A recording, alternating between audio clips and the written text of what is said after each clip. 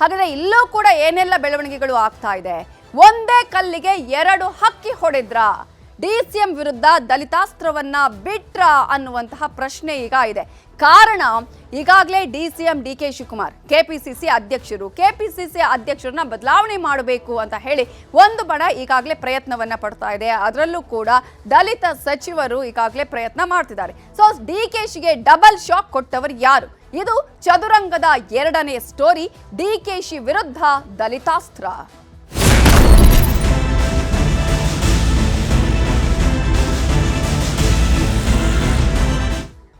ಕರ್ನಾಟಕ ಕಾಂಗ್ರೆಸ್ನಲ್ಲಿ ಕದನ ಅಂತೂ ಜೋರಾಗಿದೆ.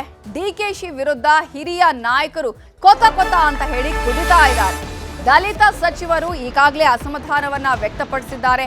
ಹೈಕಮಾಂಡ್ಗೆ ಹೋಗ್ತೀವಿ, ದೆಹಲಿಗೆ ಹೋಗ್ತೀವಿ, ದೂರನ್ನ ಕೊಡ್ತೀವಿ, ನಾವು ನಿರ್ಧಾರ ಮಾಡ್ತೀವಿ ಯಾವಾಗ ಹೋಗಿ ದೂರನ್ನ ಕೊಡಬೇಕು ಅನ್ನುವಂತಹ ವಿಚಾರಗಳನ್ನ ಈಗಾಗಲೇ ಸಚಿವರುಗಳು ಹೇಳ್ತಾ ಇದ್ದಾರೆ.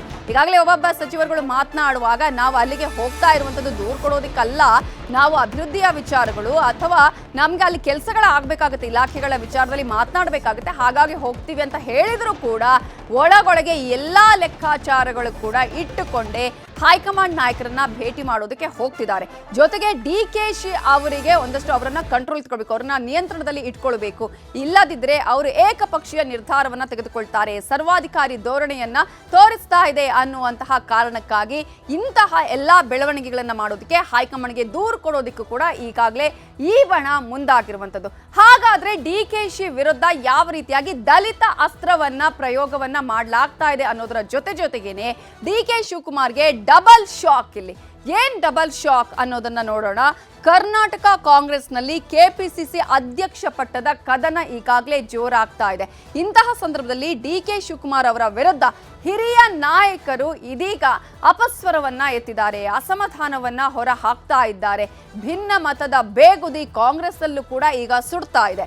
ಡಿಕೆಶಿ ವಿರುದ್ಧ ದಲಿತ ಸಚಿವರಿಂದ ಭಾರಿ ಅಸಮಾಧಾನ ವ್ಯಕ್ತ ಆಗ್ತಾ ಇದೆ. ಹಿರಿಯರನ್ನ ಇಲ್ಲೂ ಕೂಡ ಅವರು ಪರಿಗಣನೆಗೆ ತೆಗೆದುಕೊಳ್ತಾ ಇಲ್ಲ, ಕಡೆಗಣನೆ ಮಾಡ್ತಾ ಇದ್ದಾರೆ ಅನ್ನುವಂತಹ ಅಸಮಾಧಾನ ಇದೆ. ಶೀಘ್ರವೇ ದೆಹಲಿಗೆ ಹೋಗ್ತಾರೆ, ಹಿರಿಯ ಸಚಿವರು ಅಲ್ಲಿ ಹೈಕಮಾಂಡ್ ನಾಯಕರನ್ನ ಭೇಟಿ ಮಾಡ್ತಾರೆ, ತಮಗೆ ಏನೇನು ಆಗ್ತಾ ಇದೆ ಅನ್ನೋದ್ರ ಬಗ್ಗೆ ದೂರನ್ನ ಕೂಡ ಸಲ್ಲಿಕೆ ಮಾಡಲಿದ್ದಾರೆ. ಅದಕ್ಕೆ ಬೇಕಾದಂತಹ ಎಲ್ಲಾ ರೀತಿಯ ಪೂರ್ವ ಸಿದ್ಧತೆಗಳನ್ನ ಈಗಾಗಲೇ ಈ ಟೀಮ್ ಮಾಡ್ಕೊಳ್ತಾ ಇದೆ. ಡಿಕೆಶಿ ಸರ್ವಾಧಿಕಾರಿ ಧೋರಣೆ ಅಂತ ಹೇಳಿ ದೂರು ನೀಡೋದಕ್ಕೆ ಈಗಾಗಲೇ ಹಿರಿಯ ಸಚಿವರು ಕೂಡ ಪ್ಲಾನ್ ಅನ್ನ ಮಾಡ್ಕೊಂಡಿದ್ದಾರೆ. ಅಷ್ಟು ಮಾತ್ರ ಅಲ್ಲ, ಏಕಪಕ್ಷೀಯ ನಿರ್ಧಾರವನ್ನ ಕೈಗೊಳ್ತಾರೆ, ಯಾರ ಮಾತನ್ನ ಕೇಳೋದಿಲ್ಲ, ಯಾರಿಂದ ಸಲಹೆ ಸೂಚನೆಗಳನ್ನು ಪಡೆದುಕೊಳ್ಳೋದಿಲ್ಲ ಅನ್ನೋದನ್ನ ಹೈಕಮಾಂಡ್ಗೆ ಮುಟ್ಟಿಸುವಂತಹ ಕೆಲಸವನ್ನ ಈ ಒಂದು ತಂಡ ಮಾಡೋದಿಕ್ಕೂ ಕೂಡ ರೆಡಿ ಆಗಿದೆ. ಪಕ್ಷದಲ್ಲಿ ಏಕಪಕ್ಷೀಯವಾಗಿ ಡಿಕೆಶಿ ವರ್ತನೆಯನ್ನ ಮಾಡ್ತಾ ಇದ್ದಾರೆ. ನಾನೇ ಈ ಕೆಲಸ ಮಾಡ್ತಾ ಇರೋದು, ನಾನೇ ಇದರ ಕ್ರೆಡಿಟ್ ಕೂಡ ನಂಗೆ ಅನ್ನುವಂತಹ ರೀತಿಯಲ್ಲಿ ಅವರು ವರ್ತನೆಯನ್ನ ಮಾಡ್ತಾ ಇದ್ದಾರೆ. ಕೆಪಿಸಿಸಿ ಅಧ್ಯಕ್ಷರನ್ನ ಕೂಡಲೇ ಬದಲಾವಣೆ ಮಾಡಿ ಅನ್ನೋದು ಇದೀಗ ಈ ಒಂದು ನಾಯಕರುಗಳ ಅಥವಾ ಸಚಿವರುಗಳ ಒಂದು ಒತ್ತಾಯ ಕೂಡ ಆಗಿದೆ. ಹೈಕಮಾಂಡ್ ಆದ್ರೆ ಈಗಾಗಲೇ ಹೇಳ್ತಾ ಇರುವಂಥದ್ದು, ನೀವು ಈ ತರದ ವಿಚಾರಗಳನ್ನ ಇಟ್ಕೊಂಡು ಹೈಕಮಾಂಡ್ ಬಾಗಿಲನ್ನ ಬಡಿಬೇಡಿ, ಕೆಲಸ ಕಾರ್ಯಗಳಿದ್ರೆ ಮಾತ್ರ ಬನ್ನಿ, ಇಲ್ಲದಿದ್ರೆ ಬಿಜೆಪಿಯಲ್ಲಿ ಏನಾಗ್ತಾ ಇದೆಯೋ ಅದೇ ಕೂಡ ಕಾಂಗ್ರೆಸ್ನಲ್ಲೂ ಆಗತ್ತೆ ಅನ್ನೋದು ಜನರಿಗೆ ಹೋಗುತ್ತೆ.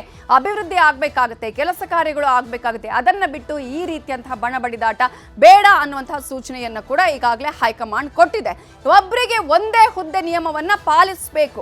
ಇವರು ಈಗ ಇಟ್ಕೊಂಡಿರುವಂತಹ ವಿಚಾರ ಇದೆ. ಈಗಾಗಲೇ ಮಲ್ಲಿಕಾರ್ಜುನ ಖರ್ಗೆ ಅವರು ಹೇಳಿದ್ರಲ್ಲ, ಒನ್ ಮ್ಯಾನ್ ಒನ್ ಪೋಸ್ಟ್ ಅನ್ನುವಂತಹ ಹಿನ್ನೆಲೆಯಲ್ಲಿ ಡಿಸಿಎಂ ಆಗಿರ್ಬೋದು ಅಥವಾ ಕೆಪಿಸಿಸಿ ಹುದ್ದೆ ಆಗಿರ್ಬೋದು ಅಥವಾ ಸಚಿವ ಸ್ಥಾನ ಆಗಿರ್ಬೋದು ಎಲ್ಲವೂ ಕೂಡ ಡಿಕೆಶಿ ಅವರ ಹತ್ರನೇ ಇದೆ. ಹಾಗಾಗಿ ಒಂದು ಪೋಸ್ಟ್ ಕೊಡಿ ಅವರಿಗೆ, ಉಳಿದದನ್ನ ಬೇರೆಯವರಿಗೆ ಕೊಡಿ. ಸಚಿವ ಸ್ಥಾನ, ಅಧ್ಯಕ್ಷ ಸ್ಥಾನ ಎಲ್ಲವನ್ನ ಕೂಡ ಒಟ್ಟೊಟ್ಟಿಗೆ ನಿಭಾಯಿಸೋದು ಕಷ್ಟ ಆಗತ್ತೆ, ಹಾಗಾಗಿ ಒಂದು ಸ್ಥಾನ ಕೊಡಿ ಅವರಿಗೆ ಅನ್ನುವಂತಹ ಡಿಮ್ಯಾಂಡ್ ಇವರದ್ದು. ಪಕ್ಷದ ಪರ ಇರುವ ದಲಿತರ ಋಣವನ್ನ ತೀರಿಸಬೇಕಾಗಿದೆ ಇಲ್ಲಿ. ಹಾಗಾಗಿ ಸಮಾವೇಶಕ್ಕೂ ಅವಕಾಶ ಮಾಡಿಕೊಡಿ, ದಲಿತ ನಾಯಕರಿಗೆ ರಾಜ್ಯಾಧ್ಯಕ್ಷ ಸ್ಥಾನವನ್ನ ಕೊಡಲೇಬೇಕು ಅನ್ನುವಂತಹ ಒತ್ತಾಯ ಈ ಟೀಮ್ನದ್ದಾಗಿದೆ. ಡಿಕೆಶಿ ವಿರುದ್ಧ ಲಿಖಿತ ದೂರು ಕೊಡೋದಿಕ್ಕೂ ಕೂಡ ಈ ಟೀಮ್ ಸಿದ್ಧತೆಯನ್ನ ಮಾಡಿಕೊಂಡಿದೆ.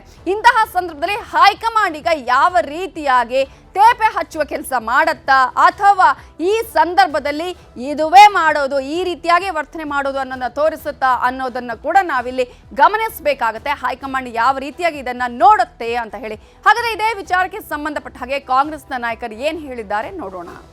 ಗೊತ್ತಿಲ್ಲಪ್ಪ ಯಾರು ಇದನ್ನೆಲ್ಲ ಪ್ಲಾಂಟ್ ಮಾಡ್ತಾರೆ ಅಂತ ನನಗೆ ಗೊತ್ತಿಲ್ಲ. ನನ್ನ ಲೀಡರ್ಶಿಪ್ ಅಲ್ಲಿ ಸಚಿವರುಗಳು ಡೆಲ್ಲಿಗೆ ಹೋಗಿ ಹೈಕಮಾಂಡ್ ಮೀಟ್ ಮಾಡ್ತಾರೆ ಅಂತೆಲ್ಲ ನೀವು ಹಾಕ್ಕೊಂಡು ಹೊಡಿತಾ ಇದ್ದೀರಾ. ನನಗೇ ಗೊತ್ತಿಲ್ಲ ಅದು ಯಾರು ಹೇಳಿದರೋ ಗೊತ್ತಿಲ್ಲ. ಅಂಥದ್ದು ಯಾವುದೇ ಬೆಳವಣಿಗೆ ಇಲ್ಲ. ನಾನು ಡೆಲ್ಲಿಗೆ ಯಾವ ಡೆಲಿಗೇಷನ್ನು ನಾವು ತೊಗೊಂಡೋಗ್ತಿಲ್ಲ ಅಥವಾ ಯಾವ ಅಂಥ ರಾಜಕೀಯ ಬೆಳವಣಿಗೆಗಳು ಯಾವುದೂ ಕೂಡ ಇಲ್ಲ. ನಾನು ಮೊನ್ನೆನೂ ಹೇಳಿದೆ ನಿಮಗೆ, ನನಗೆ ಇಲಾಖೆ ಕೆಲಸ ಇದ್ದಾಗ ಹೋಗ್ತೀನಿ ಅನ್ನೋದು ಬಿಟ್ಟರೆ ಬೇರೆ ರೀತಿಯಲ್ಲಿ ನಾವೇನು ಹೋಗಬಾರ್ದು ಅಂತ ಏನಿಲ್ಲ. ಹೋಗಬಾರ್ದು ಅಂತ ಏನು ಬ್ಯಾನ್ ಆರ್ಡ್ರ್ ಇಲ್ಲ. ಅಂದರೆ ನಮಗೆ ಅಗತ್ಯ ಇಲ್ಲ, ಅಗತ್ಯ ಬಿದ್ದಾಗ ಹೋಗ್ತೇವೆ. ನನಗೆ ಅದ್ರ ಬಗ್ಗೆ ಗೊತ್ತಿಲ್ಲ. ಯಾರು ಹೊಂಟಿದ್ದಾರೆ? ಯಾರು ಹೇಳ್ರಿ? ನಾವೇನು ಹೊಂಟಿಲ್ಲ. ನಮಗೆ ಗೊತ್ತಿಲ್ಲ ಅದ್ರ ಬಗ್ಗೆ. ನಾವೆಲ್ಲ ಹೊಂಟಿಲ್ಲ. ಹೋಗೋದಾರೆ ನಿಮ್ಗೆ ಹೇಳ್ತೀವಿ, ಅಡ್ವಾನ್ಸ್ ಆಗಿ ಹೇಳ್ತೀನಿ. ಇಲ್ಲ ಯಾರು ಹೊಂಟಿಲ್ಲ. ನನಗೆ ಅದ್ರ ಬಗ್ಗೆ ಐಡಿಯಾ ಇಲ್ಲ. ಅವ್ರು ಹೋಗ್ಬೋದು. ಅವ್ರು ಏನು ಹೋಗ್ತಾರೆ ಗೊತ್ತಿಲ್ಲ. ನನ್ನ ದೃಷ್ಟಿಯಿಂದ ಪಕ್ಷದಲ್ಲಿ ಒಕ್ಕಟ್ಟಿದೆ. ಪಕ್ಷದಲ್ಲಿ ಎಲ್ಲರೂ ಸರಿಯಾಗಿ ಹೆಜ್ಜೆ ಆಗ್ತಾ ಇದ್ದಾರೆ. ನನ್ನ ಕಣ್ಗೆ ಯಾವುದೂ ಥರದ ಭಿನ್ನಾಭಿಪ್ರಾಯ ಕಂಡು ಬಂದಿಲ್ಲ. ಈಗ ರಾಜಣ್ಣವ್ರ ಕಣ್ಣಿಗೆ ಏನು ಬಿದ್ದಿದ್ದರೆ ಆ ಪ್ರಕಾರ ಅವ್ರು ಹೇಳಿರ್ಬೋದು. ನನ್ನ ಕಣ್ಣಿಗೆ ಏನು ಬಿದ್ದಿಲ್ಲ. ಸೊ ಬಿಜೆಪಿಯಲ್ಲೂ ಕೂಡ ಉಸ್ತುವಾರಿ ವಿರುದ್ಧವೇ ಅಸಮಾಧಾನ ಆಯಿತು. ಇಲ್ಲೂ ಕೂಡ ಸೇಮ್ ಟು ಸೇಮ್ ಉಸ್ತುವಾರಿ ಆಗಿರುವಂತಹ ಸುರ್ಜೇವಾಲಾ ಅವರ ವಿರುದ್ಧವೂ ಕೂಡ ಅಸಮಾಧಾನ ಈಗ ಇದೆ. ನಾಯಕರಿಗೆ, ಹಿರಿಯ ನಾಯಕರು ಒಂದಷ್ಟು ಆರೋಪಗಳನ್ನು ಸುರ್ಜೇವಾಲಾ ಅವರ ವಿರುದ್ಧ ಮಾಡ್ತಾ ಇದ್ದಾರೆ. ಡಿಕೆಶಿ ಜೊತೆಗೆ ಸುರ್ಜೇವಾಲಾ ಅವರ ವಿರುದ್ಧವೂ ಕೂಡ ಈ ನಾಯಕರು ಬೇಸರವನ್ನ ವ್ಯಕ್ತಪಡಿಸ್ತಾ ಇದ್ದಾರೆ. ಕಾರಣ ಒಂದಷ್ಟು ಹೇಳ್ತಾ ಇದ್ದಾರೆ ಅವರು.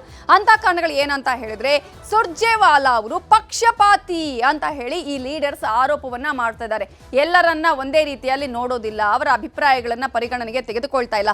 ಕೇವಲ ಡಿಕೆಶಿ ಪರವಾಗಿ ಮಾತ್ರ ಇವರು ನಿರ್ಧಾರವನ್ನ ತೆಗೆದುಕೊಳ್ತಾ ಇದ್ದಾರೆ. ಅವರು ಹೇಳಿದ್ದಕ್ಕೆಲ್ಲ ಓಕೆ ಅಂತ ಹೇಳ್ತಾ ಇದ್ದಾರೆ ಅಂತ ಹೇಳಿ ಹಿರಿಯ ನಾಯಕರು ಕೊತ ಅಂತ ಕುದಿತಾ ಇದ್ದಾರೆ.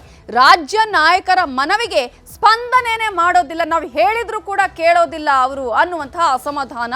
ಕೆಪಿಸಿಸಿ ಅಧ್ಯಕ್ಷರ ತಾಳಕ್ಕೆ ತಕ್ಕಂತೆ ಕುಣಿಯುವಂತಹ ಉಸ್ತುವಾರಿ ಅನ್ನುವಂತಹ ಆರೋಪವನ್ನು ಕೂಡ ಮಾಡ್ತಾ ಇದ್ದಾರೆ.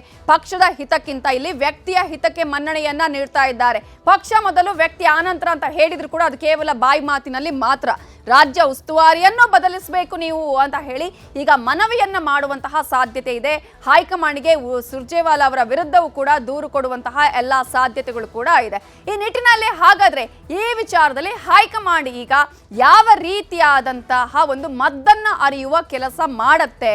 ರಾಜ್ಯಾಧ್ಯಕ್ಷರು ಅಂದ್ರೆ ಈಗಾಗಲೇ ಕೆಪಿಸಿಸಿ ಅಧ್ಯಕ್ಷರಾಗಿರುವಂತಹ ಡಿಕೆ ಶಿವಕುಮಾರ್ ಅವರನ್ನ ಕೆಳಗಿಳಿಸುವಂತಹ ಪ್ರಯತ್ನಕ್ಕೆ ಕೈ ಹಾಕತ್ತಾ, ಏನಾಗತ್ತೆ ಅನ್ನೋದನ್ನ ಕಾದು ನೋಡಬೇಕಾಗಿದೆ.